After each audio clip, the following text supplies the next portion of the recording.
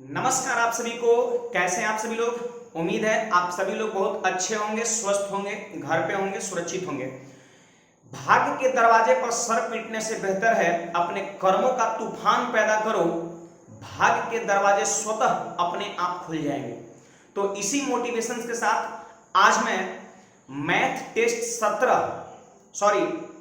संख्या 18 का discussion class लेकर के आया हूं और आज मैं आपको ये टेस्ट का डिस्कशन कराने वाला हूं। सबसे पहले क्वेश्चंस हमारे टेलीग्राम चैनल अंकुश मैथमेटिक्स पटना पर जाकर के अपलोड कर लीजिए और MWF में मैं 3:30 बजे क्वेश्चंस को टेलीग्राम पर दे देता हूं। आप आधे घंटे में चीज को बनाइए और 4 बजे से सारे क्वेश्चंस का बेहतरीन डिस्कशन मैं आपको कराता हूं। ठीक है, तो चलिए बाबू, मैं आपको ये बता दूं कि टेस्ट जो है, जितने भी कॉम्पिटिटिव विद्यार्थी हैं जो कंपटीशन की तैयारी कर रहे हैं, वो सबके लिए बहुत ही कह सकते हैं बेनिफिशियल है, क्योंकि क्वेश्चंस का जो सेटिंग होता है वो एसएससी, बैंकिंग, रेलवे के अंतर्गत जितने भी एग्जाम होते हैं सबको देखते हुए मैं क्वेश्चंस को सेट करता हूं। ठीक है, तो आप सभी लोग इस पे आप मेहनत करिए। मैं जो चीज को बता रहा हूं उस पर अभ्यास करिए। देखिए, जैसे आप एग्जाम हॉल में जाते हैं, एग्जाम देने जाते हैं, तो आपके पास सिर्फ एक ही अपॉर्चुनिटी होता है। अगर उसे आप पास कर गए तो आपके नौकरी हो गया, और अगर आप फेल कर गए तो फिर 1 साल बाद कर सकते हैं, दोबारा मौका मिलने वाला है। ठीक है, या हो सकता है बिहार का एग्जाम हो तो आपका और टाइम लग जाए, 2 साल 3 साल इस तरीके से, है ना। तो मैं आपको बता दूं बाबू कि ये जो टेस्ट पेपर आपका है, ये करना बहुत ही कंपलसरी है, प्रैक्टिस करना बहुत ही जरूरी है। यहां पर कह सकते हैं हर दिन अपने आप को आप इंप्रूव कर सकते हैं। मान लेते हैं सपोज ये टेस्ट संख्या 18 में आप कम स्कोर किए, तो अगले दिन 19 भी होने वाला है, 20 भी होने वाला है, 21 भी होने वाला है। मतलब आज एक अपॉर्चुनिटी से आप फ्लॉप कर गए तो फिर अगले दिन आपको एक अपॉर्चुनिटी मिलने वाला है। ठीक है, तो कहने का मतलब आप अपने आप को इंप्रूव करिए। मैं अक्सर डेली जो है एक अल्टरनेट में मैं टेस्ट आपको प्रोवाइड कर रहा हूं, और जब एग्जाम देने जाए तो वहां पर आप 100% आप रिजल्ट लेकर के आए, ये मेरी प्रयास रहेगी। तो चलिए बिना देर किए हुए आज की क्लास को हम स्टार्ट करते हैं, और ये रहा स्क्रीन पर आज का पहला प्रश्न। देखिए बाबू, पहला क्वेश्चन कहता है, प्रोबेबिलिटी से प्रश्न है, 3 छात्रों को एक प्रश्न हल करने को कहा गया। इस प्रश्न को हल करने की जो प्रायिकता है वो है 1/3, 2/5 और 5/12। देखिए बाबू, यहाँ पर क्वेश्चंस में कुछ एरर है, चीजें 2 बार टाइप हो गया है, आप उसको सही कर लीजिएगा। मैं लिख दे रहा हूं यहाँ पर। देखिए, पहला छात्र को सोल्व करने की प्रायिकता 1/3 है, दूसरे का दे रखा है 2/5 और तीसरे का दे रखा है 5/12। देखिए 1/3 2 बार लिख दिया गया, इसको हटा दीजिएगा। 2/5 भी 2 बार टाइप हो गया, वो थोड़ा आपका टाइपिंग मिस्टेक है। तो 3 विद्यार्थी है और तीनों को क्वेश्चंस को सोल्व करने के लिए दिया गया, तो तीनों द्वारा प्रश्न को सोल्व किए जाने की जो प्रायिकता है वो आपका इतना है। ठीक है, अब हमसे ये प्रश्न पूछता है कि इस प्रकार के हल होने की प्रायिकता क्या है, मतलब इस प्रकार तीनों छात्रों द्वारा ये क्वेश्चन सोल्व हो जाए, इसकी प्रायिकता क्या है। तो आप याद रखिएगा कि जब अलग अलग कह सकते हैं इवेंट्स का प्रोबेबिलिटी दिया रहे, जैसे पहला छात्र की प्रायिकता, दूसरे छात्र की प्रायिकता, तीसरे छात्र की प्रायिकता, और सभी के बारे में बोल दे कि सभी एक साथ मिलकर ये क्वेश्चंस को सोल्व करें, इसकी क्या प्रायिकता है, तो सिंपली हम यहाँ पर क्या करते हैं, गुणा कर देते हैं, यानी 1/3 इंटू 2/5 इंटू 5/12। अब देखिए बाबू, ये 5 से 5 कट गया और 2 से 6 बार में, तो 1/18 जो है आपके प्रश्न का उत्तर हो जाएगा। देखिए, जब अलग अलग प्रायिकता दिया रहे और आपसे पूछे कि सभी छात्र उस क्वेश्चन को सॉल्व करेगा, इसकी क्या प्रायिकता है, तो आप सिंपली क्या करिएगा, तीनों को गुणा कर दीजिएगा। ठीक है, चलिए तो हम सेकंड क्वेश्चन की ओर बढ़ते हैं, और उम्मीद है आपको ये प्रश्न समझ में आया होगा। देखिए, जल्दी से जो लोग वीडियो को लाइक नहीं किए हैं, फटाफट आप लाइक करिए और ज्यादा से ज्यादा आप ग्रुप में वीडियो को शेयर करिए, ताकि अधिक से अधिक लोग जुड़ सके। ठीक है, और उनको फायदा मिल सके। देखिए बाबू, क्वेश्चन नंबर 2 आपको बोर्ड पे दिख रहा है। यहां पर कह सकते हैं करनी है, 4 को करनी दिया हुआ है, 1 2 3 4, और क्वेश्चन यही कहता है कि इसको जब अवरोही क्रम में, अवरोही का मतलब होता है घटते क्रम, आपको याद रखना है, अवरोही मतलब क्या होता है, घटते क्रम, डिक्रीजिंग ऑर्डर। ठीक है, अवरोही क्रम का मतलब होता है घटते क्रम, इसका मतलब हो गया बड़ा से छोटा की ओर।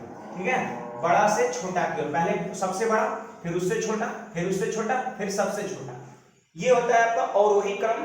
Descending order. अब देखिए बाबू यहाँ पर ये 4 कर सकते हैं टर्म दिया हुआ है और इसको अवरोही क्रम में बड़ा से छोटा लिखना है। तो अब बढ़िया से क्वेश्चंस को देख लीजिए, जब भी रूट में चीजें दिया रहे तो बहुत ही बेहतरीन मैं आपको कॉन्सेप्ट बता रहा हूं, आप जरा ध्यान दीजिएगा। देखिए यहाँ पर क्यूब रूट है 3 और यहाँ पर स्क्वायर रूट है, मतलब 2 छुपा हुआ रहता है। यहाँ पर 6 और यहाँ 4। देखिए 3, 2, 6 और 4 का क्या करते हैं हम एलसीएम करते हैं। समझ पा रहे बात को? और एलसीएम कितना होगा वो 12 होगा। एलसीएम कितना होगा 12 होगा।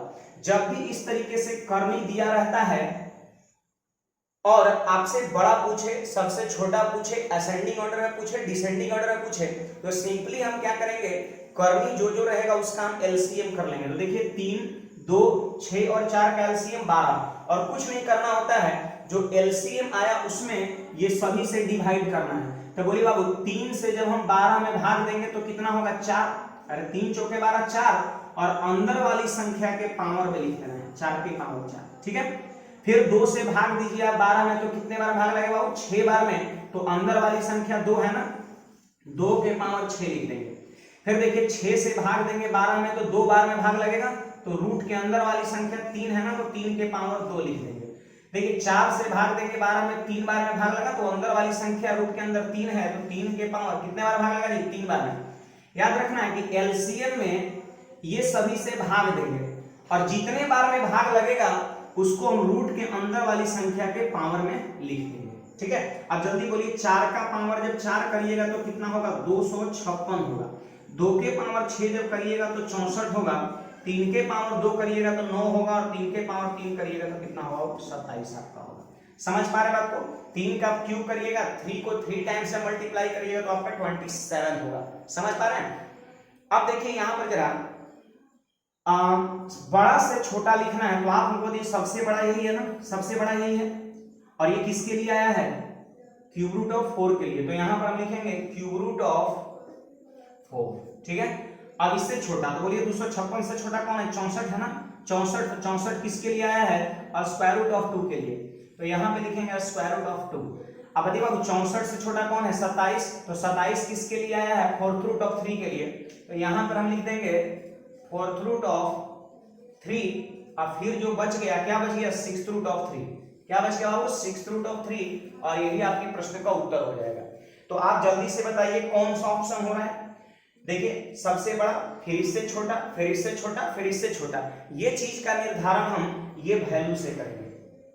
तो उम्मीद है आज के बाद इस तरह का जब भी प्रश्न मिले डिसेंडिंग ऑर्डर में कहे तो इस तरीके से, असेंडिंग ऑर्डर में कहेगा तो ये जो साइन आपको दिख रहा है ना, सॉरी ये जो डाटा दिख रहा है इसको उल्टा लिख देंगे, हो गया असेंडिंग ऑर्डर। सबसे बड़ा पूछेगा तो 256 आया मतलब आंसर क्यूब रूट ऑफ 4, और सबसे छोटा पूछेगा तो 9 आया मतलब सिक्स्थ रूट ऑफ 3 सबसे छोटा आपका होगा। तो सबसे बड़ा, सबसे छोटा, असेंडिंग डिसेंडिंग आप सब लोग कर सकते हैं। तो चलिए उम्मीद है आपको ये प्रश्न भी बहुत बेहतरीन समझ में आया होगा और हम अगले क्वेश्चन की ओर बढ़ते हैं। क्वेश्चन नंबर 3, ये मेंसुरेशन में एक कह सकते हैं सॉलिड वॉल्यूम, सॉरी मेंसुरेशन में आपका एक कह सकते हैं स्टैंडर्ड वॉल्यूम के अंतर्गत प्रिज्म, पिरामिड, टेट्राहेड्रन, फ्रस्टन ये सारी चीज आता है। तो प्रिज्म से ये प्रश्न है, आप जरा ध्यान से समझिएगा। एक सम प्रिज्म का आधार चतुर्भुज ABCD है, चतुर्भुज क्वाड्रिलेटरल जिसमें 4 भुजाएं हैं। तो देखिए यहां पर फट से आप क्या करिए, जरा ध्यान दीजिएगा। यहां पर जैसे ऐसे मैंने खींच दिया, यहां पर जरा ध्यान दीजिएगा। यहां पर सब लोग ABCD ये कह सकते हैं प्रिज्म का ऐसा आधार है, बेस है प्रिज्म का। अब यहां पर क्या कहता है कि AB इक्वल टू 9, ध्यान दीजिएगा AB बाबू 9 सेंटीमीटर है, BC कितना है तो कहिएगा 14 सेंटीमीटर है, फिर इसके बाद CD कितना दे रखा है तो 13 सेंटीमीटर है और DA कितना दे रखा है आपका 12 सेंटीमीटर। ठीक है, मतलब चारों भुजा की लंबाई आपका दे रखा है। अब इसके बाद कहता है कि angle DAB equal to 90 degree. यहां पर देख लीजिए बाबू, ये जो एंगल DAB है वो आपका 90 डिग्री दे रखा है। ठीक है, ये आपका 90 डिग्री दे रखा है।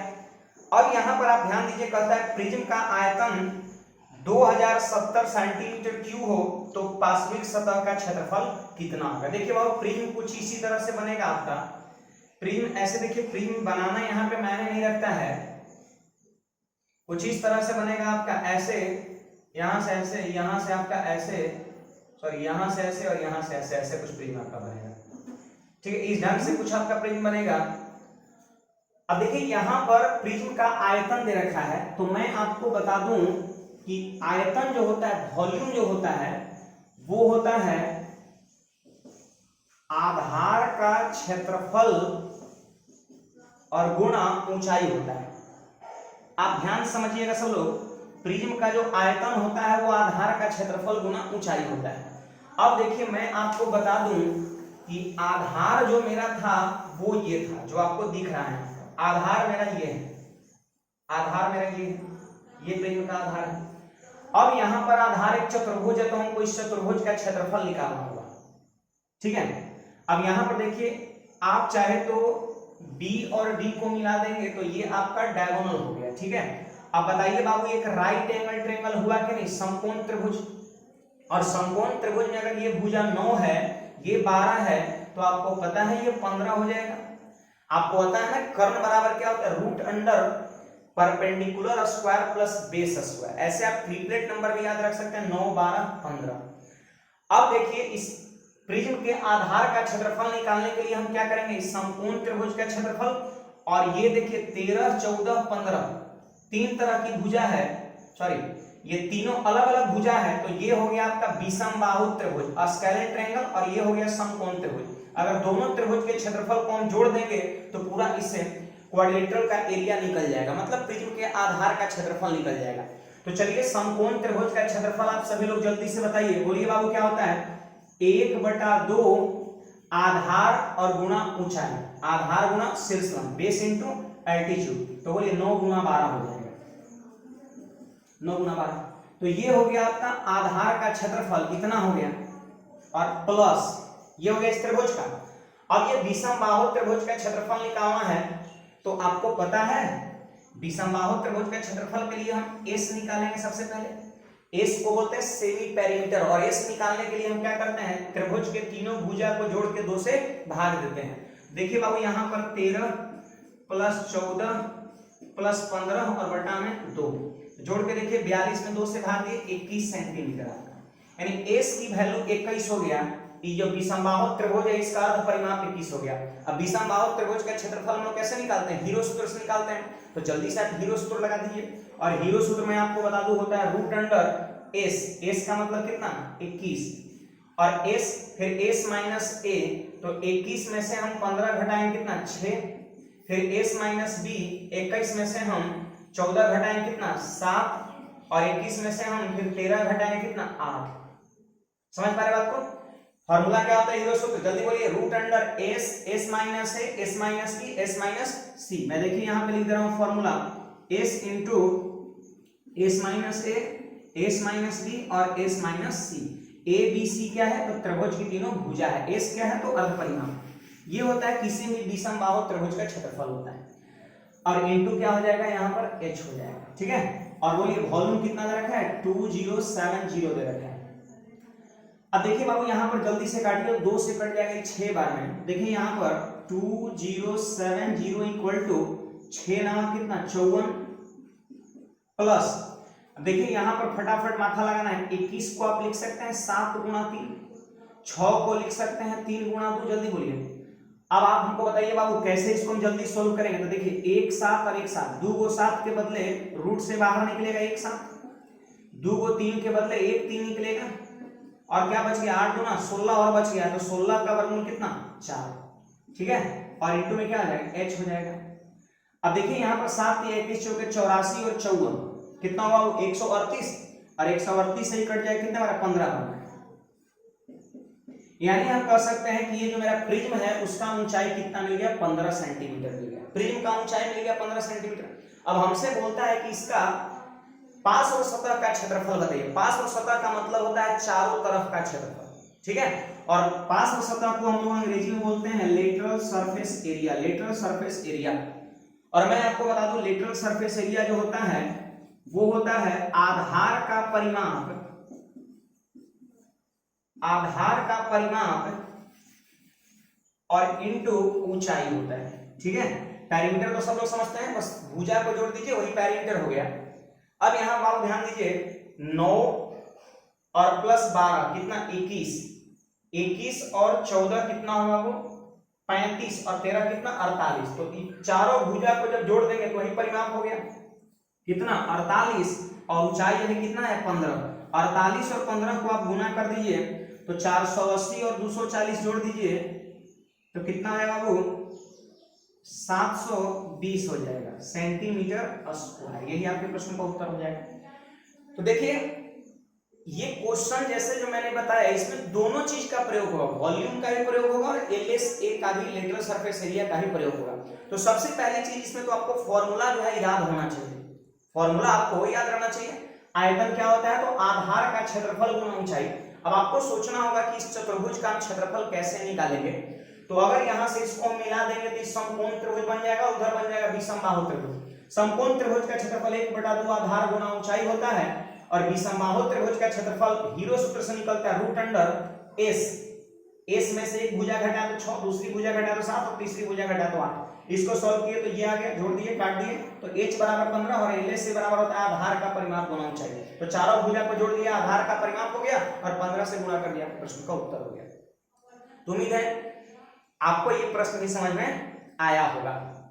देखिए बाबू क्वेश्चन नंबर 4 कहता है कि 44 सेंटीमीटर लंबे तार को पहले वृत्त के लिए मोड़ा जाता है। लीजिए एक 44 सेंटीमीटर लंबाई का तार है और इसको पहले वृत्त के रूप में मोड़ा गया। इसका मतलब इस वृत्त की परिधि कितना हो गया 44 हो गया। समझ पा रहे बात को। और परिधि क्या होता है 2πr। तो पाई का मान कितना 22/7 और इंटू r। बोलिए 44 से 44 कट जाएगा तो r बराबर कितना हो गया 7 हो गया। मतलब ये हुआ कि 44 सेंटीमीटर लंबी तार को अगर आप एक सर्किल के रूप में मोड़ते हैं तो r की वैल्यू कितना आएगा 7 आएगा। ठीक है, अब प्रश्न क्या कहता है कि फिर दोबारा वर्ग बनाने के लिए मोड़ा जाता है। वर्ग बोले तो स्क्वायर। अब स्क्वायर के रूप में बाबू मोड़ा जाता है इसी तार को। तो आपको लग रहा है कि प्रत्येक भुजा स्क्वायर का तो इक्वल होता है, इसका मतलब हर भुजा 11 सेंटीमीटर होगा। समझ पा रहे बात को। अब प्रश्न हमसे यही कहता है कि दोनों के समृद्ध क्षेत्रों का अंतर क्या है। मतलब सिंपल सी बात है कि दोनों का जो एरिया होगा, एरिया जो होगा उसके बीच का डिफरेंस क्या होगा, यही आपसे क्या करता है पूछता है। तो बताइए बाबू त्रिज्या जब 7 है तो इसका क्षेत्रफल निकाल सकते हैं। बोलिए वृत्त का क्षेत्रफल जल्दी सभी लोग पाई आर स्क्वायर। देखिए 22 सतह कितना 154 हो गया वृत्त का क्षेत्रफल। और अगर मान लेते हैं आपसे पूछेगा इस वर्ग का क्षेत्रफल, तो आपको पता है वर्ग का क्षेत्रफल क्या होता है भुजा स्क्वायर होता है। तो 11 का स्क्वायर कितना 121। ठीक है, अब हमसे ये पूछता है कि ये दोनों के बीच का डिफरेंस बताओ, डिफरेंस अंतर बताओ। देखिए 4 में से 1 घट जाएगा 3 और 5 में से 2 घट जाएगा फिर आपका 3 हो गया, यानी 33 कर सकते हैं सेंटीमीटर स्क्वायर आपके प्रश्न का उत्तर हो जाएगा। ठीक है, ऐसे आप याद रखिएगा कि वृत्त की त्रिज्या 7 है, परिधि 44 और क्षेत्रफल 154 होता है। ये बहुत काम का चीज है, ये चीज को आप याद रखेंगे, रिमेंबर इट। 7 रेडियस 44 इसका सरकमफ्रेंस और एरिया 154 आपका होता है। इसी को ट्वाइस कर दिए तो 7 गुना 14 अगर त्रिज्या होगा तो वैसी स्थिति में ट्वाइस कर दीजिए 88 आपका क्या होगा परिधि होगा सरकमफ्रेंस। लेकिन क्षेत्रफल में ट्वाइस नहीं करना है। क्यों ट्वाइस नहीं करना है तो क्षेत्रफल का फॉर्मूला था पाई आर स्क्वायर। स्क्वायर पर चीजें डिपेंड करता है तो 616 यहाँ पर होता है। देखिए ये सारी डाटा जो है ना याद रखिए, एग्जाम में क्या होता है समय का बचत होता है। देखिए बाबू क्वेश्चन नंबर 5 कहता है एक दुकानदार ने सामान का मूल्य लागत मूल्य से 30% अधिक लिखा। अब देखिए यहाँ पर समझना है, मान लेते हैं कि सामान का जो लागत मूल्य है वो आपका 100 है। ठीक है, और 30% अधिक जो है लिख दिया। तो देखिए लिखने का अर्थ हो गया अंकित मूल्य, अंकित कर देना। 30% ज्यादा इसका मतलब 130 जो है छाप दिया। 100 रुपए का खरीदा था 130 रुपए क्या किया छाप दिया। अब इसके बाद कहता है कि वह आधा सामान तो देखिए पूरे सामान का अंकित मूल्य कितना है 130, तो आधे सामान का कितना होगा 65। आधा सामान इसी मूल्य पर, ठीक है, इसके बाद कॉमा होनी चाहिए। 1/4 सामान 15% की छूट पर और शेष जो 1/4 बचा उसको 30% की छूट पर, तो कुल कितने परसेंट का लाभ होगा। देखिए सीपी मेरे पास है, अगर एसपी निकल जाए ना तो 100 से जितना ज्यादा आएगा वही आपका परसेंट प्रॉफिट कहलाएगा। ठीक है, तो देखिए बाबू, पूरा सामान का अंकित मूल्य 130 है, तो आधा सामान का कितना होगा, इसका हाफ कर दीजिए, जल्दी बोलिए सब लोग, 65 होगा। अरे होगा कि नहीं? तो कह रहे आधा सामान इसी मूल्य पर बेचता है, मतलब एमआरपी पर ही बेचता है, तो 65 रुपए विक्रय मूल्य हो गया आधे सामान का। फिर 1/4 सामान का कितना होगा विक्रय मूल्य? तो सबसे पहले आप हमको बताइए कि 1/4 सामान का अंकित मूल्य कितना होगा, तो इतना बटा 4। अब क्या अंकित मूल्य पर बेचता है अगला 1/4 सामान? तो कहिएगा नहीं, 15% की डिस्काउंट पर बेचता है, इसका मतलब विक्रय मूल्य होगा इसका 85/100। देखिए हमको 15% का डिस्काउंट देना है, छूट देना है, तो छूट किस पे होता है? अंकित मूल्य पे होता है। इसलिए पूरे सामान का अंकित मूल्य अगर 130 रुपए है, तो 1/4 सामान का अंकित मूल्य कितना होगा? इतना बटा 4। और अंकित मूल्य लिखेंगे तभी तो इस पर डिस्काउंट देंगे, 15% का डिस्काउंट दे दिए, मतलब 85/100। फिर यहाँ पर प्लस, देखिए आधा यहाँ बेच दिया सामान, 1/4 यहाँ बेचा, मतलब 1/4 सामान और बचा हुआ है, तो 1/4 सामान का अंकित मूल्य इतना, और इस पे 30% का छूट देता है, इसका मतलब इसके 70% पर क्या करता है? बेचता है। ठीक है, तो अगर ये सभी को हम देखिए, आधा सामान को, फिर 1/4 सामान, और फिर अगले 1/4 सामान जोड़ देंगे, पूरा सामान का सेलिंग प्राइस हो जाएगा। फटाफट इसको काटिए, देखिए 0 से 0 खत्म, ये 0 से 0 खत्म, ये 0 से 0, और 5 से कितने बार में? 17 बार में, और 5 से 2 बार में। तो आप क्या देख रहे हैं बाबू यहाँ पर? आप यही देख रहे हैं कि 65 है प्लस 17 गुणा 13 और बटा में कितना? 8, और प्लस कितना? 91/4। तो आप नीचे में बोलिए बाबू यहाँ पर कितना होगा? 1 बटा में कितना है? 1 है, और यहाँ कितना है? 8 है, और यहाँ कितना है? 4 है। तो कट तो नहीं रहा है, यानी सिंपली हम भिन्न का जोड़ लेंगे, और भिन्न का जोड़ जब लेंगे तो इसके भिन्न के हर में कितना आएगा? एलसीएम लेंगे तो कितना आएगा? 1, 8, 4 का एलसीएम 8 होगा। इसका अर्थ ये हुआ कि आंसर वही होगा, आंसर वही होगा जिसके हर में कितना होगा? 8 होगा। और यहां पर मैं शायद देख पा रहा हूं कि एक ही ऑप्शन ऐसा है जिसके हर में 8 है, ऑप्शन नंबर ए में, और ये बिल्कुल एग्जाम में भी डिटो सेम इसी तरह का ऑप्शन था जो यहाँ पर 4 दिख रहा था। तो कर सकते हैं आप, चाहे तो कैलकुलेशन भी कर सकते हैं, आप करिएगा, कैलकुलेशन करिएगा, भिन्न का जोड़ जोड़िएगा, तो ये हो गया सेलिंग प्राइस।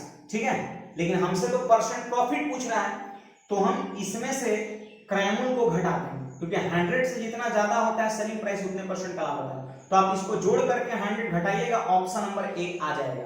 लेकिन एग्जाम हॉल में ये काम नहीं करना है, क्योंकि समय को भी बचत करना है, समय भी बचाना है, कम समय में चीज को करना है। तो वैसी स्थिति में नीचे में 8 दीजिए, एक ही ऑप्शन में झट से मार के आगे निकल जाए। देखिए बाबू, क्वेश्चन नंबर 6 क्या कहता है, जरा ध्यान दीजिए कि बी और सी मिलकर एक काम को जितना समय लेते हैं, ध्यान दीजिएगा, बी और सी बहुत ही बेहतरीन प्रश्न है, मिलकर एक काम को करने में जितना समय लेते हैं, ए उससे 3 गुना अधिक समय लेता है। ध्यान दीजिए, मान लेते हैं बी और सी जो है उस समय अगर 1 लेता है तो ए 3 गुना लेता है, तो 3 हो जाएगा।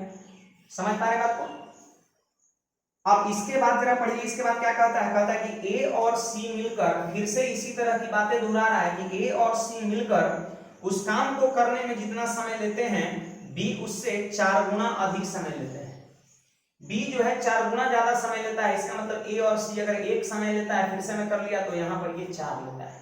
ठीक है, तो देखिए समय की बात है, तो ये जो समय का रेशियो ये भी है और समय का रेशियो ये भी है। आपको मैंने अक्सर सिखाया है कि समय और एफिशिएंसी एक दूसरे का उल्टा होता है। समय और कार्य करने की क्षमता हमेशा एक दूसरे का इन्वर्स होता है।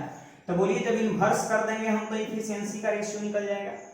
अरे निकलेगा कि नहीं, जल्दी बोलिए, एफिशिएंसी का रेशियो निकल जाएगा।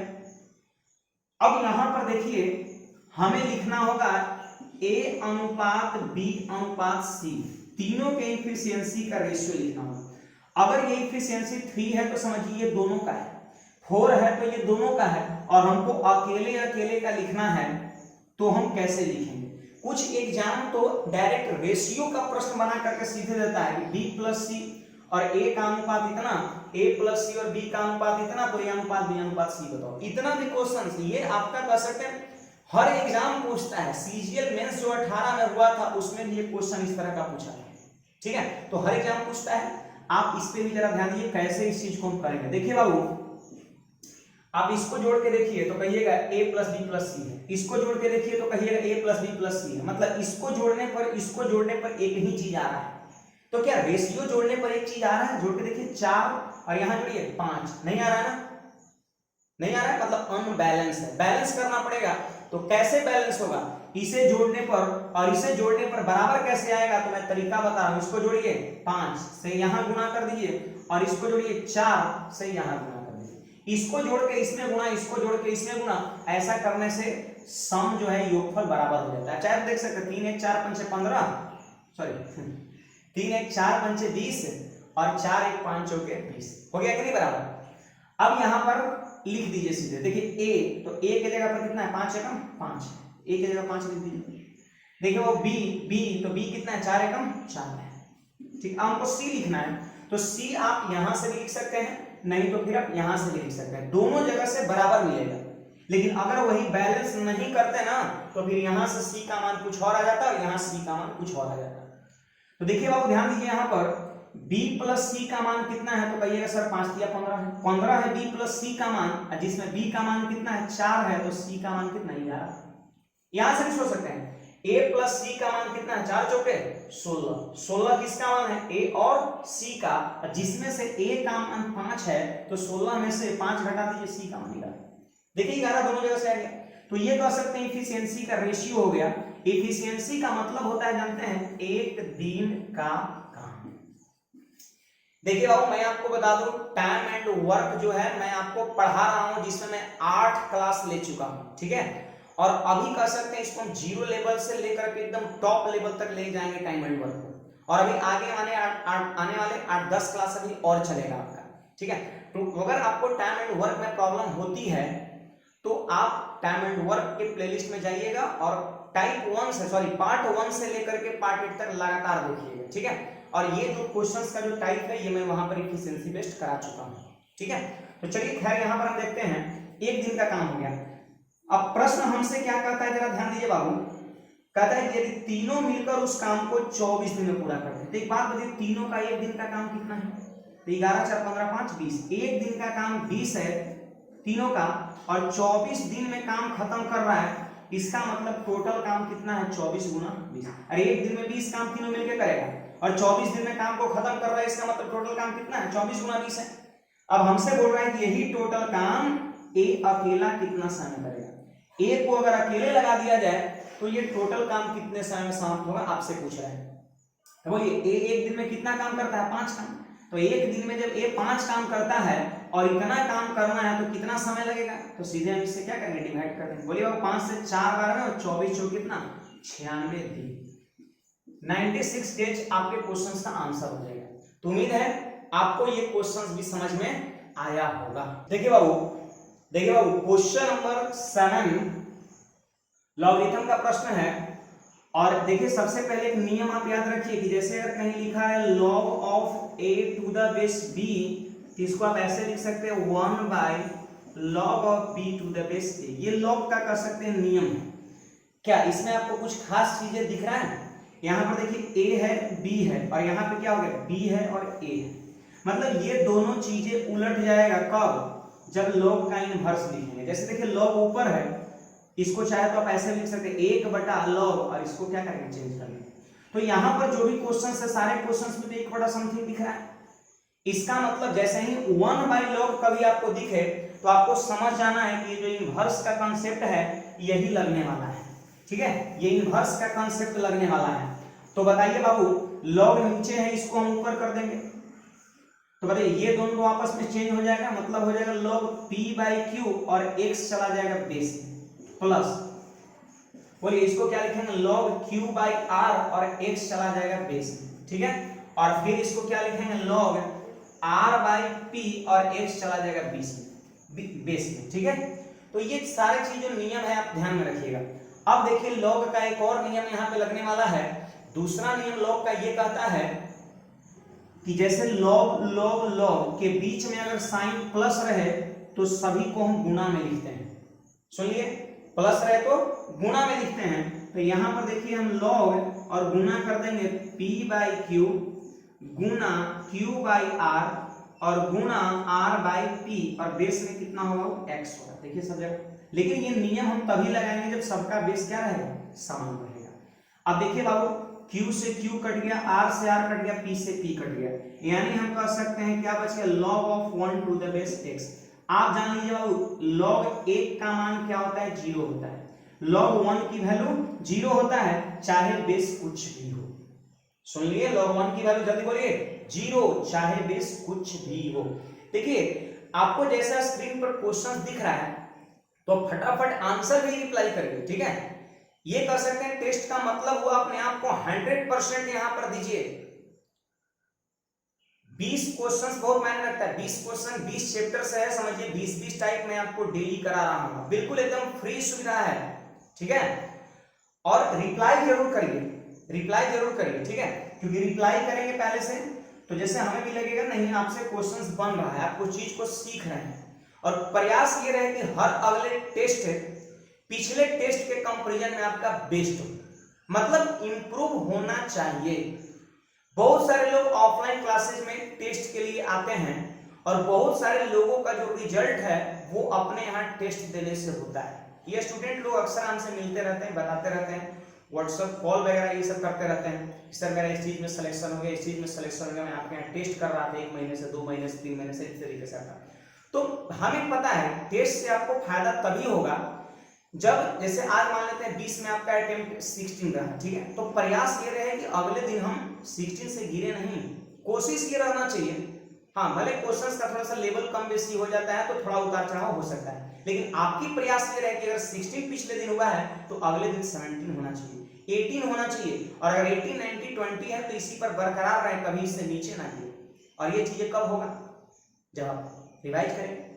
जैसे मैं आपको क्लास ले रहा हूं, अब क्लास खत्म हो जाए तो 2 दिन 4 दिन बाद फिर से इस चीज को देख लीजिए, या फिर नहीं भी देखिए तो आप पेन और पेपर के साथ बैठे हुए हैं, रफ तो आपके पास होगा, आप फिर से आप बनाइए और जो कहीं डाउट होगा उसको आप रफ में देख लीजिए, या फिर कर सकते हैं क्वेश्चन नंबर आगे पीछे करके आप वीडियो में आप देख लीजिए, प्लेलिस्ट में सारा आपका टेस्ट का वीडियो पड़ा हुआ है, ठीक है।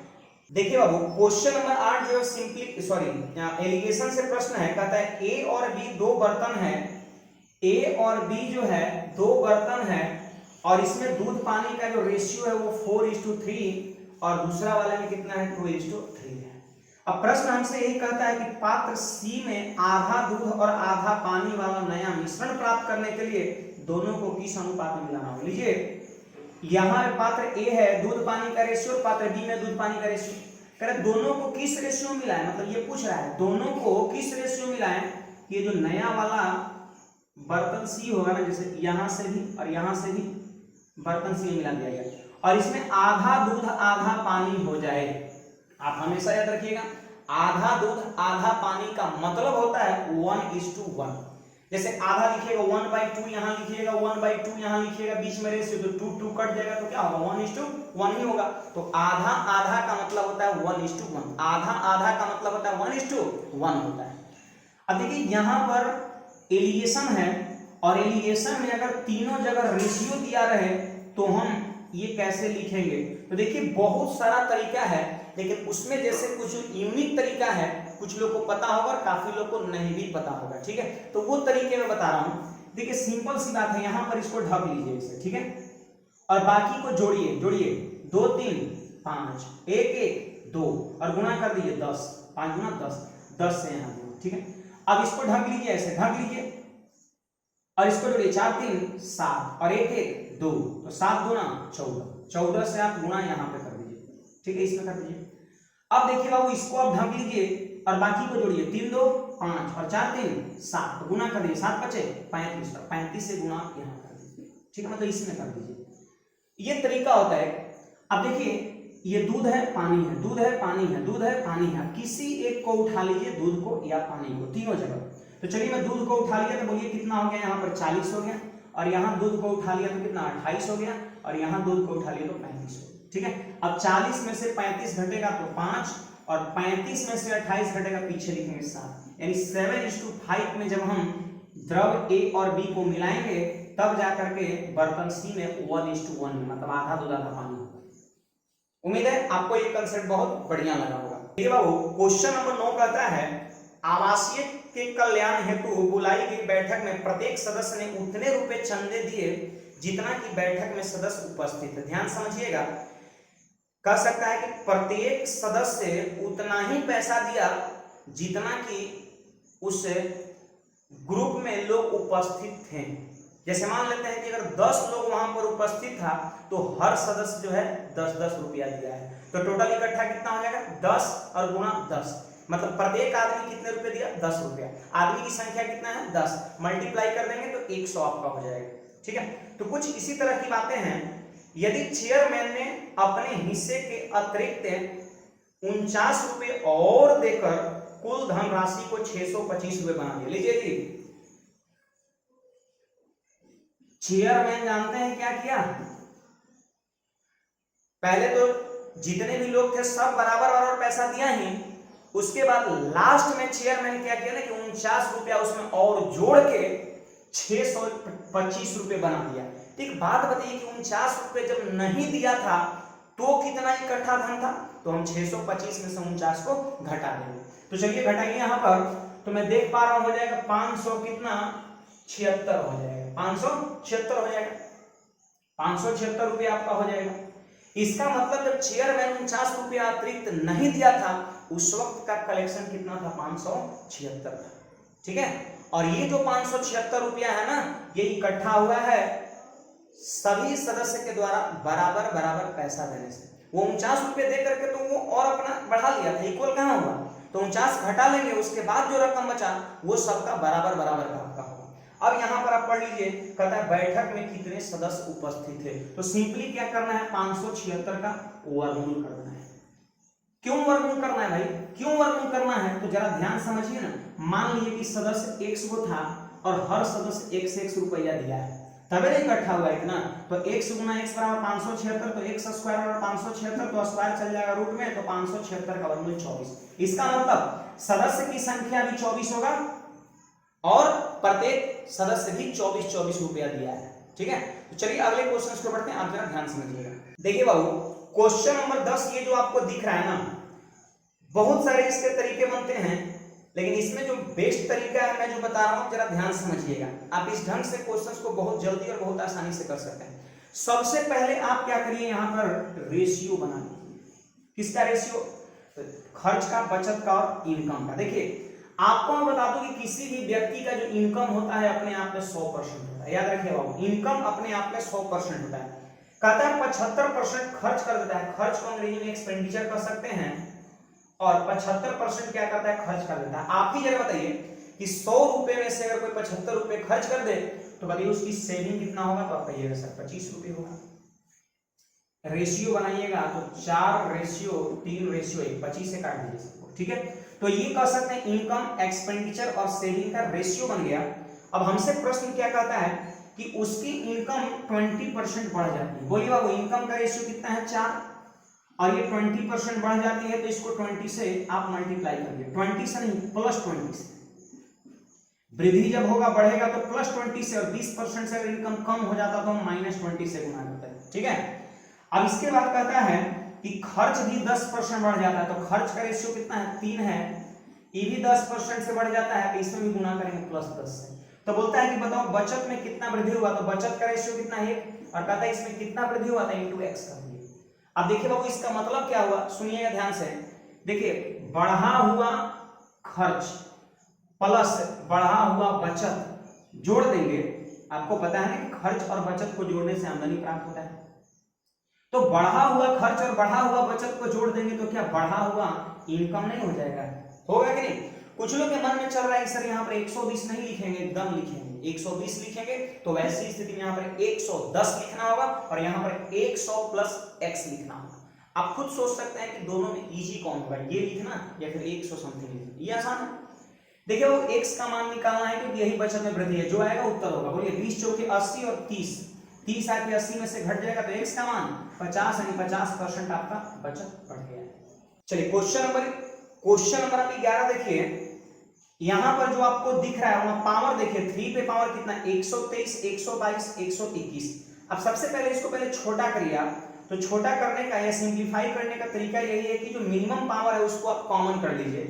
तो देखिए यहाँ पर 3 का पावर मिनिमम वाला लेना है तो 121 है, आप उसको कॉमन कर लीजिए तो बताइए यहाँ पर पावर कितना बच जाएगा। तो अरे 123 पावर है ना जी, 121 कॉमन हो जाएगा तो कितना बचेगा, 2 बचेगा। फिर 122 है और 3 के पावर जब 121 कॉमन कर लेंगे तो 3 का पावर 1 बच जाएगा। फिर ये पूरा का पूरा कॉमन हो गया तो यहाँ पर 1 बच गया। समझ पा रहे बात को। अब देखिए अगले वाले में 2 का जो मिनिमम पावर है 121 है, 120 है, 119 है, तो 119 मिनिमम पावर है उसको कॉमन कर लेंगे। तो 2 के पावर आप 119 को कॉमन करिएगा तो 2 के पावर कितना बच जाएगा, 2, और फिर 2 का पावर कितना बच जाएगा, 1, और फिर कितना, 1। क्लियर बात। अब इसको आप थोड़ा आगे बढ़ाइए, देखिए 3 का पावर 121, देखिएगा वो 3 का स्क्वायर 9 और 3 12 और 1 13 हो गया। देखिए 2 का पावर 119 और यहां पर देखिए 2 का स्क्वायर 4, 2 6 और 1 7 हो गया। ठीक है, क्लियर है बात ये।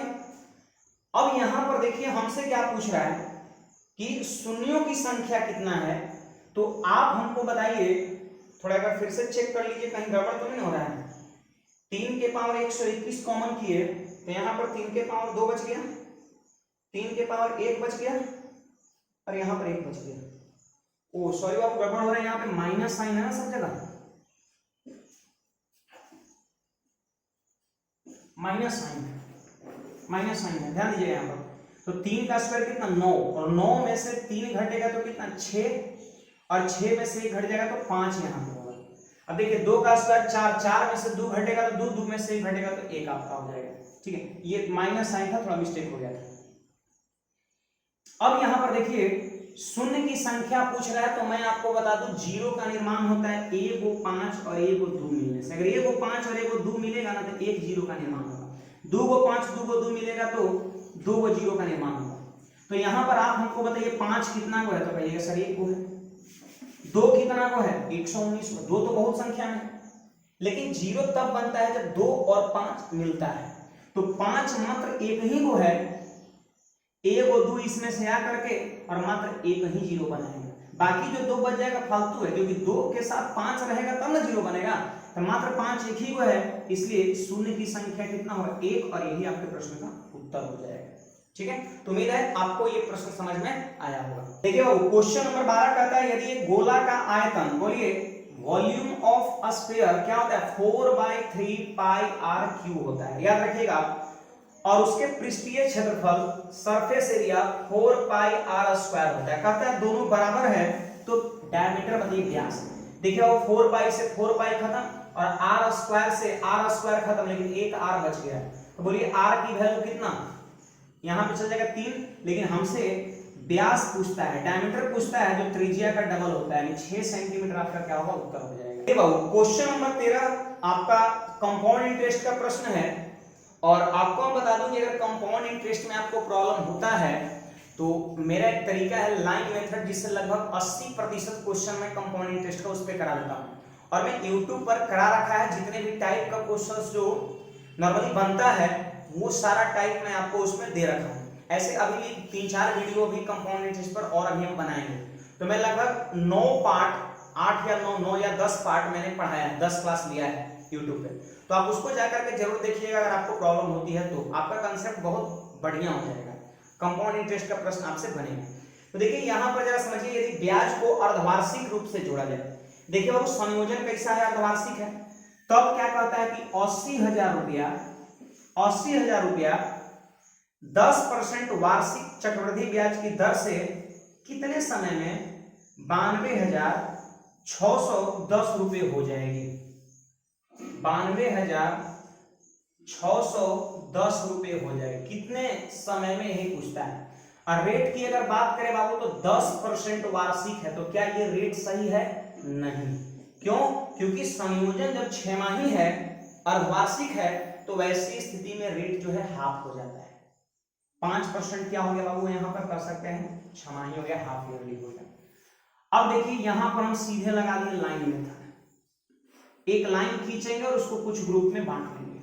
एक बात बताइए 80,000 रुपये जो है वो कितना हो गया, 92,610 रुपये हो गया। कितना ज्यादा, तो कहिएगा 12,610 रुपया ज्यादा, जो क्या है, कंपाउंड इंटरेस्ट है। कितने समय में, आप हमको बताइए, आपसे समय पूछ रहा है तो आप सीखिए कि लाइन मेथड के थ्रू हम समय बहुत जल्दी कैसे निकाल सकते हैं। ऐसा तरीका बहुत सारा है। कोई अगर बेसिक रूल्स लगा देता है a = p × 1 + r/100 पावर है तो भी क्वेश्चंस को आसानी से आप कर सकते हैं।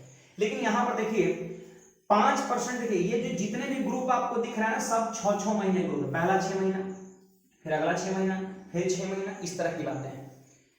अब देखिए बाबू 5% लगेगा ब्याज 6 महीने में, तो बोलिए 10% की वैल्यू कितना 8000, तो 5% की वैल्यू कितना 4000। तो यहाँ लिख देंगे हम 4000, यहाँ भी लिख देंगे 4000, 8000 हुआ ना, और यहाँ फिर हम लिखेंगे 4000। देखिए लाइन के ऊपर जो हम लिखते हैं वो एसआई लिखते हैं और एसआई हर समय का बारह होता है। तो कितना हो गया 12000। क्या फिर 4000 हम लेंगे अगले समय का? नहीं, 16000 सिंपल इंटरेस्ट नहीं हो जाएगा, लेकिन कंपाउंड इंटरेस्ट मेरा कितना है 12610 है। तो देखिए 6 महीना 6 महीना 6 महीना मतलब 18 महीने में साधारण ब्याज बन गया कितना 12000, और ये चक्रवृद्धि ब्याज है 12000 से ज्यादा है।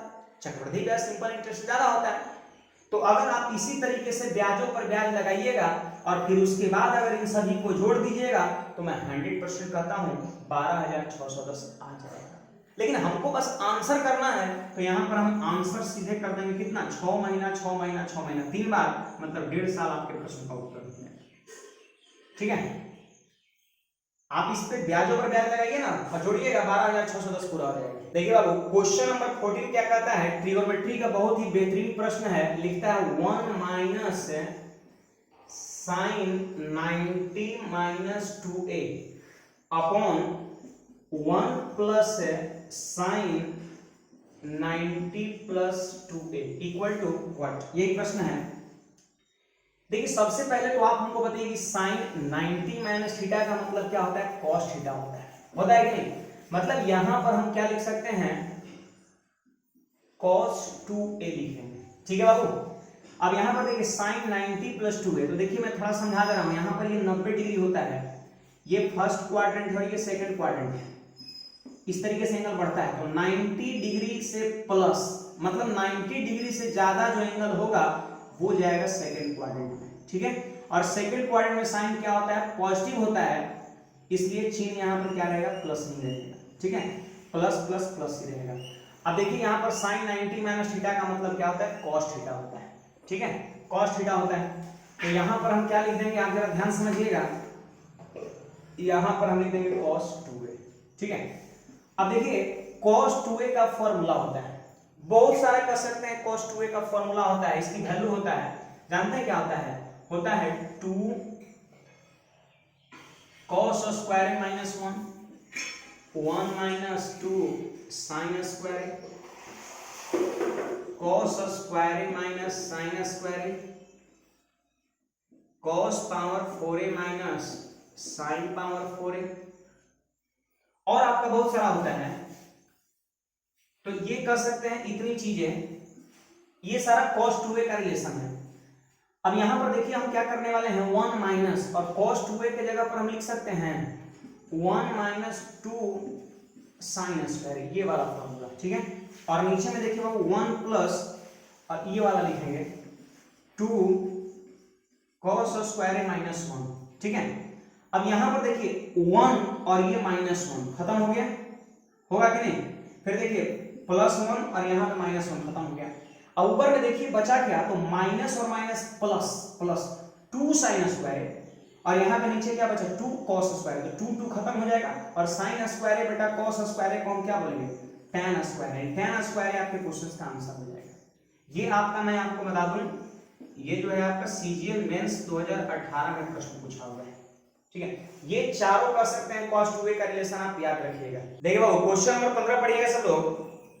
एक कार P से Q तक नियत गति पर चलती है।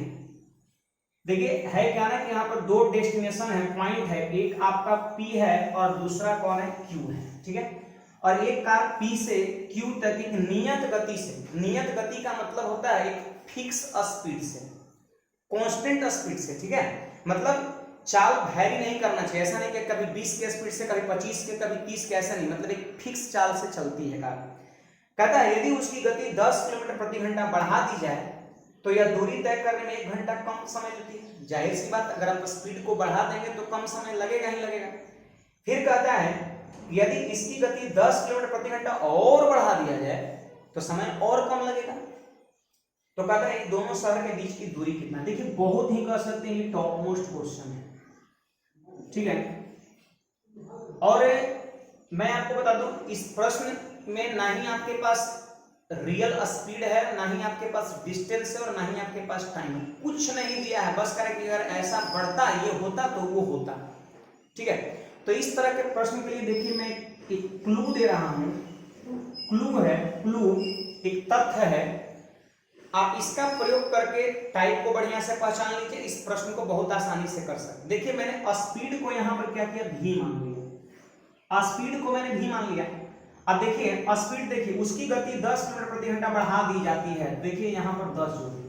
अब फिर अगली बार जब अगला लाइन पढ़िएगा तो कहता है कि उसकी गति 10 किलोमीटर प्रति घंटा और बढ़ा दी जाती है। तो बोलिए 10 तो पहले से बढ़ाएं, और 10 किलोमीटर और बढ़ाने का अर्थ क्या हो गया, 20 बढ़ाना, 20 20। तो नीचे में हम क्या करेंगे, 20 जोड़ देंगे, ठीक। एक क्लू याद रखिएगा, भी मान लिए 10 स्पीड बढ़ रहा है, 10 जोड़ दिया, और फिर 20 दोबारा बढ़ रहा है तो 20 मैंने जोड़ दिया, और ये वाले 20 से यहां गुणा, और ये वाले 10 से यहां गुणा, ठीक है। ये 10 से यहां गुणा और ये 20 से यहां गुणा। देखिए क्यों होता है, थोड़ा सा प्रोसेस यहाँ पे टाइम लगेगा ज्यादा, और वीडियो जब बहुत ज्यादा लंबा होता है तो फिर अपलोडिंग में प्रॉब्लम होता है। तो आप ये क्लू याद रखिएगा, जब मैं आपको बैच कराऊंगा तो वहां पर ये चीज मैं प्रूफ करके दिखा दूंगा कि ये चीजें बिल्कुल सही है, ठीक है। अब देखिए यहाँ पर वो उल्टे समय से इक्वेट कर देंगे। उल्टा समय से इक्वेट करेंगे तो पहले लग रहा था 1 घंटा कम, तो वो 1 घंटा को कहां लिखेंगे, नीचे। पहले लग रहा था 10 बढ़ाने पर 1 घंटा का, तो उसको लिखेंगे नीचे, और 20 बढ़ाने पर 45 मिनट और कम, मतलब 1 घंटा पहले वाला और 45 मिनट और, यानी कुल मिलाकर के 1 घंटा 45 मिनट कम। तो ऐसा करिए ना, 60 से डिवाइड कर दीजिए, कितना हो जाएगा, 7/4, 3 7/4। तो यहां पे लिखिए 7 और बटा में कितना, 4। बात को समझिए, 10 किलोमीटर प्रति घंटे बढ़ाने से 1 घंटा कम लग रहा था तो 1 घंटा को लिखेंगे नीचे, और 10 किलोमीटर प्रति घंटा और बढ़ाने से 45 मिनट और कम लग रहा था, मतलब टोटल कितना कम लग रहा था, 1 + 45 मिनट, 7/4। तो याद रखिएगा यहां पर हम लोग उल्टा समय से इक्वेट करते हैं, उल्टा समय से इक्वेट करते हैं। ऐसा करने से क्या होगा, तो ऐसा करने से यही होगा कि आपको भी निकल जाएगा, मतलब स्पीड पता चल जाएगा। देखिए 0 से 0 खत्म, 7/4, चाहे तो ये 4 को आप यहां भी लिख सकते हैं, कोई दिक्कत नहीं। अब देखिए 4 गुना कितना, 8, 8 भी, और प्लस 8 दांव कितना, 80। ये उस तरफ चला जाएगा तो कितना हो जाएगा, 7 भी और प्लस 20 सतह कितना, 140। 7 भी जाके 8 20 में से घटेगा तो भी, और 80 जाके 140 में से घटेगा तो 60। यानी कह सकते हैं भी का मान हो गया 60, और 60 किलोमीटर प्रति घंटा आपका स्पीड हो गया। अरे कुछ क्वेश्चंस तो ऐसे मिलेंगे जिसमें सिर्फ स्पीड पूछेगा तो आंसर कर देंगे 60। ये इसी टाइप में मैंने बहुत सारा ऐसा प्रीवियस क्वेश्चन देखा है जिसमें स्पीड और डिस्टेंस दोनों पूछता है। तो स्पीड तो निकल गया, अब हम डिस्टेंस बहुत आसानी से निकाल सकते हैं, शहर P और Q के बीच का दूरी बहुत आसानी से निकाल सकते हैं। तो प्रश्न जब आप पढ़िएगा तो प्रश्न में ऐसा मेंशन किए हुए हैं 2 लाइन, पहला लाइन 10 किलोमीटर वाला और दूसरा लाइन 20 किलोमीटर वाला। दोनों लाइन में से किसी एक लाइन के थ्रू अगर आप चलते हैं तो दूरी निकल जाएगा। सुनिए, दूरी को मैंने मान लिया d। अब बोलिए ये d दूरी, वास्तविक चाल कितना है, 60। 60 से चलेंगे तो कितना समय लगेगा, इतना लगेगा। अरे समय बराबर क्या होता है, दूरी बटा चाल। अब प्रश्न क्या कहता है कि 10 किलोमीटर प्रति घंटा अगर स्पीड को बढ़ा दिया जाए, मतलब 60 + 10 70 कर दिया जाए, तो समय 1 घंटा कम लगता है पहले के तुलना में। तो पहले वाले समय में से इस समय को हम माइनस कर देंगे और बराबर कितना कर देंगे, 1 घंटा। अब जल्दी से बाबू एलसीएम कितना होगा, जल्दी आप सभी लोग बोलिए तो कहिएगा सर 420 होगा। तो 60 से 420 में भाग दिए, 7 बार में 7d - 6d। अरे भिन्न में घटाव आता है ना, करिए जल्दी से, बराबर 1। तो 7d में से 6d घट जाएगा d, और 420 से कम 420, यानी कह सकते हैं 420 किलोमीटर आपके क्वेश्चंस का आंसर हो जाएगा। ठीक है, कुछ दिन पहले मैंने देखा था, ये क्वेश्चंस तो नहीं बट इसी टाइप का एक क्वेश्चंस अपने टेलीग्राम चैनल पर एक बंदा डाले हुए था, और कुछ लोग उसका आंसर भी दिए थे। ठीक है, मतलब काफी डिस्कशन चला था इस टाइप के प्रश्न पर, इस शॉर्ट में कैसे कर सकते हैं। तो ये चीजें मैंने आपको बताया है, एक क्लू याद रखिएगा बस, ठीक ना। और देखिए आप टेलीग्राम पर जो लोग नहीं जुड़े हैं जुड़िए, अगर आपको किसी मैथ्स के प्रॉब्लम में डाउट होता है तो वहां पर आप सेंड करिएगा तो आपको सॉल्यूशन मिल जाएगा, ठीक है। मतलब आपके मैथमेटिक्स के प्रॉब्लम का कर सकते हैं सॉल्यूशन, आंसर हमारे टेलीग्राम चैनल पर आपको मिलेगा। तो आप यहाँ पे जुड़िए और संस्था से रिलेटेड, क्लास से रिलेटेड जो भी इंफॉर्मेशन होंगी वो सारा भी टेलीग्राम पर अपलोड किया जाता है। क्वेश्चन नंबर 16 पढ़िएगा बाबू। यहाँ पर लिखता है x = 4 और y = 3 और एक स्ट्रेट लाइन है 3x + 4y = 12। तो कहता है यहाँ पे तीन तरह की रेखा है, पहला, दूसरा और तीसरा। आपको पता है त्रिभुज का निर्माण जो होता है वो तीन रेखा को मिलाने से होता है। तो क्वेश्चन यही कहता है कि तीनों रेखा को मिलने से जो एक त्रिभुज बनेगा उस त्रिभुज का क्षेत्रफल कितना होगा। देखिए ये एक स्ट्रेट लाइन है, स्ट्रेट लाइन का ऐसे जो जनरल इक्वेशन होता है वो ax + by + c होता है। मतलब c का मान बराबर c, ठीक है, ax + by = c मान लिया, ठीक है। अब देखिए c का मान 12 है, b का मान 4 है और a का मान 3 है। तो एरिया ऐसी परिस्थिति में c² / 2ab होता है। आप याद रखिएगा बाबू, कोई एक सरल रेखा दे देगा, x अक्ष के समानांतर, y अक्ष के समानांतर कोई कह सकते हैं रेखा दे देगा, तीन रेखा दे देगा, आपसे पूछेगा कि त्रिभुज का क्षेत्रफल बताओ, तो आप सीधे यहाँ पर यूज करिएगा c² / 2ab, ठीक है। तो यहाँ पर जरा ध्यान दीजिए, c का मान कितना है 12, तो 12 का स्क्वायर करेंगे 144, 2ab यानी 2, और a का वैल्यू कितना है 3 है और b का वैल्यू कितना है 4 है। देखो 4 दिया 12 दूना 24, 24 से कट जाएगा 6 बार में, यानी 6 वर्ग इकाई आपके क्वेश्चंस का आंसर हो जाएगा, ठीक है। तो उम्मीद है आपको ये प्रश्न भी समझ में आया होगा, ठीक है। अब देखिए 17 नंबर प्रश्न जो है वो मेरा अलजेब्रा से है। आप सभी लोग को ये बात पता होगा कि a + b + c का मान जब 0 होता है इफ है, तो वैसी स्थिति में a³ + b³ + c³ - 3abc का मान भी 0 होता है। ध्यान दीजिएगा, a + b + c का मान जब 0 होता है, ये कंडीशन है कि अगर a + b + c 0 होगा तभी a³ + b³ + c³ - 3abc का मान 0 होगा। समझ पा रहे बात को। अब देखिए यही कर सकते हैं, फॉर्मूला जो है ये प्रश्न में लगाना है। आपका बताइए a का मान कितना दिया है, तो कहिएगा सर 2.234 दिया है, ठीक है।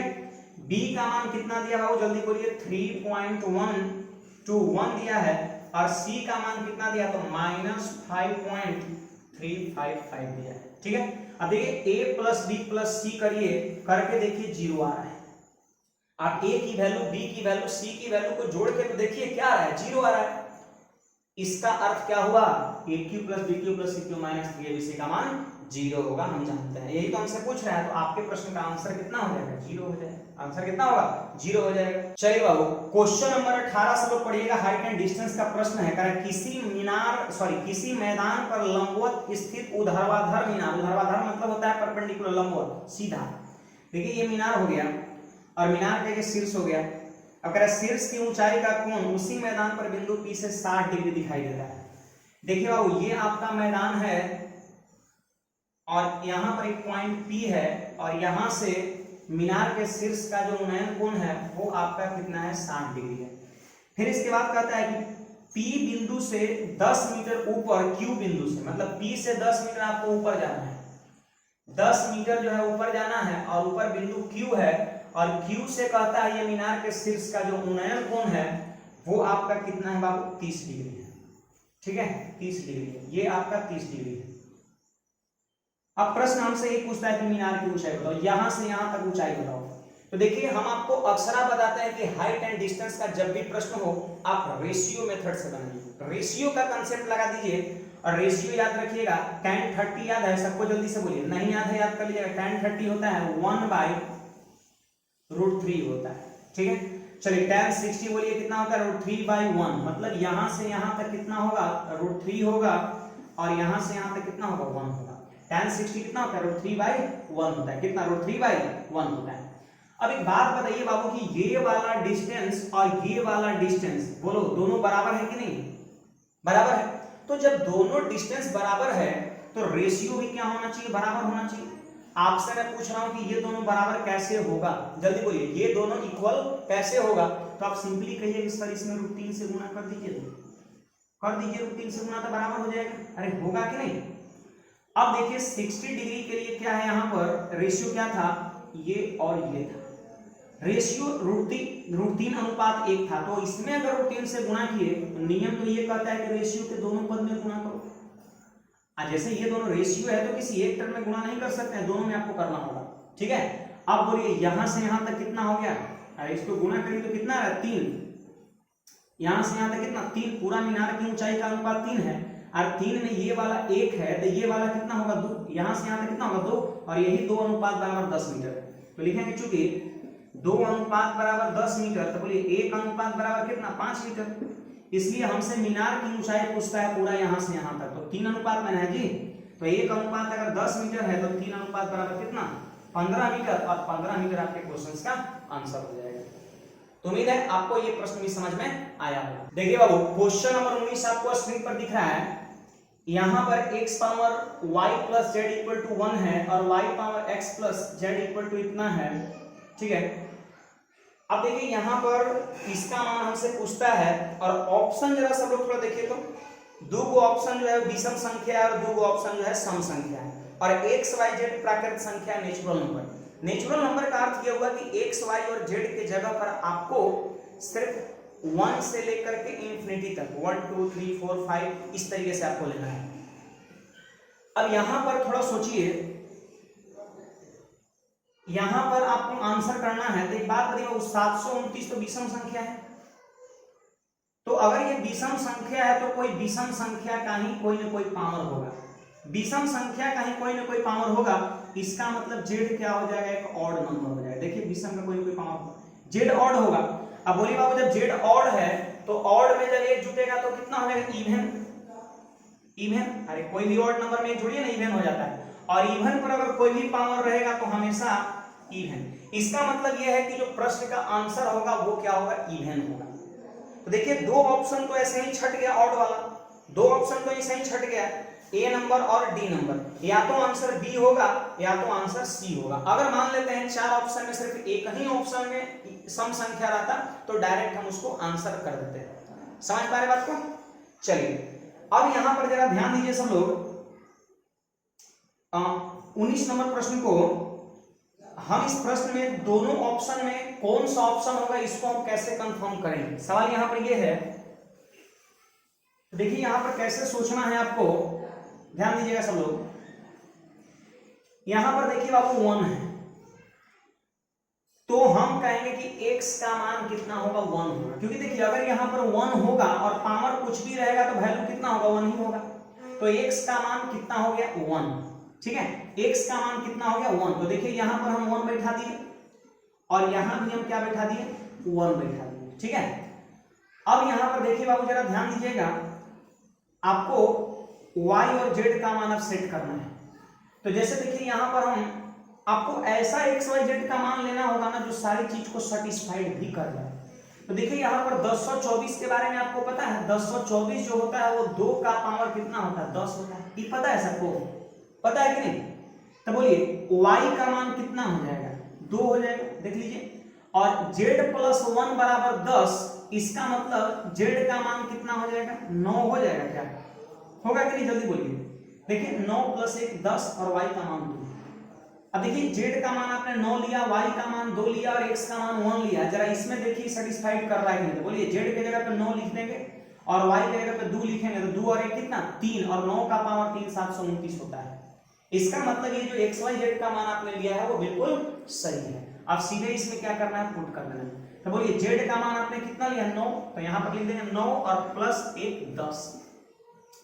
अब बोलिएगा 10 का पावर y का मान कितना है, 2 है, 2 है, और x का मान 1 है और फिर प्लस 1 है, तो 10 के पावर 4 हो गया, जिसकी वैल्यू कितना हम कहेंगे 10,000। 10,000 आपके क्वेश्चन का आंसर हो जाएगा। तो इस तरीके से इस प्रश्न में माथा लगा देंगे, क्वेश्चन बहुत आसानी से हो जाएगा। तो चलिए लास्ट क्वेश्चन पे बढ़ते हैं, आप जरा ध्यान से समझिएगा। देखिए बाबू क्वेश्चन नंबर 20 कहता है ABCD एक समांतर चतुर्भुज है। समांतर चतुर्भुज कहने का मतलब एक पैरेललोग्राम आपका है जिसकी आमने सामने की भुजाएं समानांतर और बराबर है। ठीक है, अब कहता है यहाँ पर देखिए मैंने A बोल दिया, इसको बोल दिया B, और इसको बोल दिया C, और इसको बोल दिया D। कहता है कि AC और BD B कर्ण O पर काटते हैं। तो यहाँ पर देखिए मैंने AC को मिला दिया, और यहां से यहां इसको मिला दिया, BD को मिला दिया, और दोनों जो डायगोनल है वो एक दूसरे को किस पे काट रहा है, O पे काट रहा है। ठीक है, अब प्रश्न क्या कहता है कि EFGH OA, देखिए OA का मिड पॉइंट है E।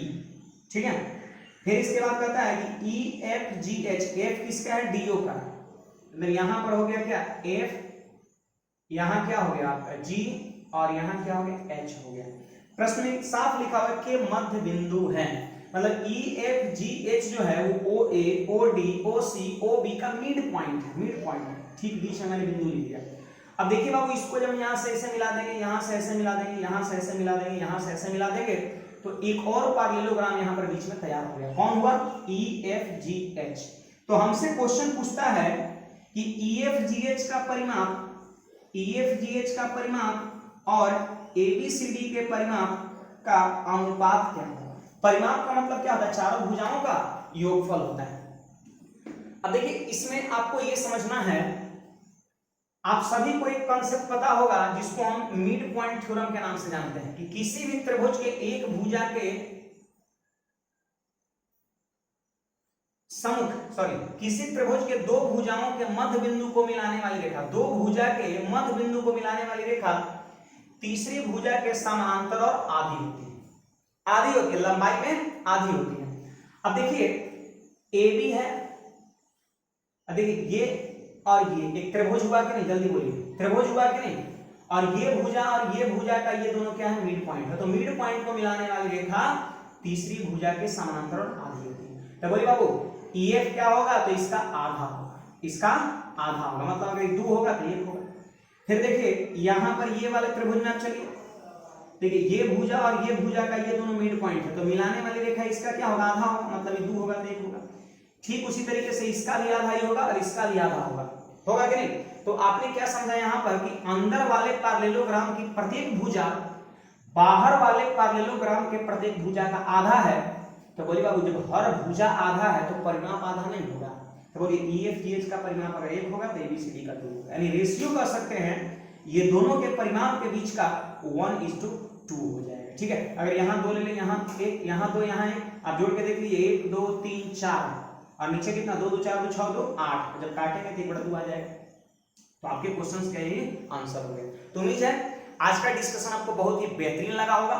आपको अगर बेहतरीन कर सकते हैं लगा तो जल्दी से वीडियो को लाइक करिए, और अभी तक जो हमारे चैनल को सब्सक्राइब नहीं किए हैं वो लोग भी कर लीजिए। और बाकी कल के दिन में हम टाइम एंड वर्क का 9वां क्लास शाम 4 बजे आएंगे, आप जरूर लाइव रहिए। ठीक है, धन्यवाद।